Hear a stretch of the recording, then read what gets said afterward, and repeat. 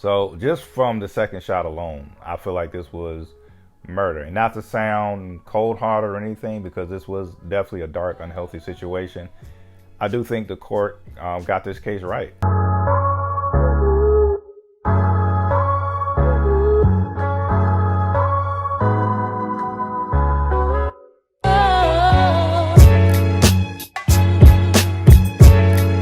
Hey, what's going on, folks? This is a first episode of Ryan Reviews Everything. Yes, if you see the handle, I changed the name to Ryan Reviews Everything. Please hit that subscribe button. That would do me a huge favor. And I am here to talk about Killer Sally. I've been in a documentary type of mood lately. I reviewed God Forbid recently, which is already on the YouTube channel. And now we're going to talk about Killer Sally. This is a documentary, but so you can, even though it's a documentary, there are going to be some spoilers. And I always give that disclaimer because you can easily Google everything about this case. This is a real life case, true crime type of case. So let's get into it. Killer Sally is simply, in my opinion, this documentary is really about, hearing Killer Sally's point of view of what landed her in jail. She was sentenced to 25 years for killing her husband. She shot, and the controversy really comes in, and she shot her husband twice. She says it was self-defense because she was a domestic abuse victim, and which holds true because she did, call the military police about it. Ray and Sally were both in the Marines, had military backgrounds or whatnot. And so it's documented that she was a domestic abuse victim, but the controversy really comes to play because she took 2 shots with a shotgun to put, Ray down. The first shotgun, I want to say, hit his, body, somewhere in his body, and then she had to reload and new shells, and the second shot went in his face. So just from the second shot alone, I feel like this was murder. And not to sound cold-hearted or anything, because this was definitely a dark, unhealthy situation. I do think the court got this case right.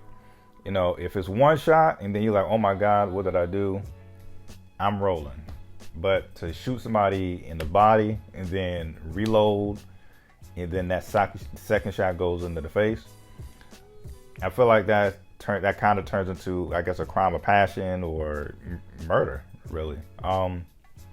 Anyway, this whole, this whole case really, I think, should be like a huge example or a red flag for others to see on why you should just never stay in abusive, unhealthy relationships. They both were heavy into bodybuilding. And as I mentioned earlier, Sally McNeil was a domestic violence victim throughout the majority of her marriage. And in addition to being a domestic violence victim, she was being cheated on numerous amounts of times. So just those 2 things alone, you got to leave, before it's too late, and I really feel like you got to leave a situation like that before you either, kill somebody or you just seriously just do some type of harm to somebody. And that's exactly what we saw here. And once again, I am empathetic, and I feel for those people who are domestic abuse victims, and they, for whatever reason, they feel like they just don't want to leave. Once again, from the outside looking in, I can't understand what would make someone stay in an abusive relationship, for one, and in a relationship where your partner is cheating on you constantly.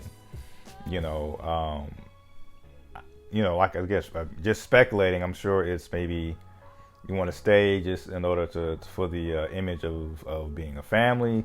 Maybe you want to stay out of fear of being alone.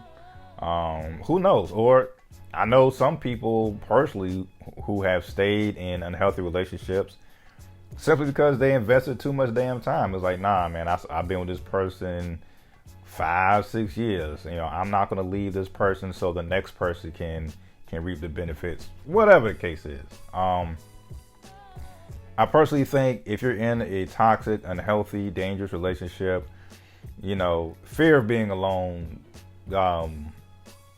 shouldn't really come to mind. You should actually you probably should look forward to being alone if you're in an abusive relationship. Hey, you know what? This relationship ain't for me.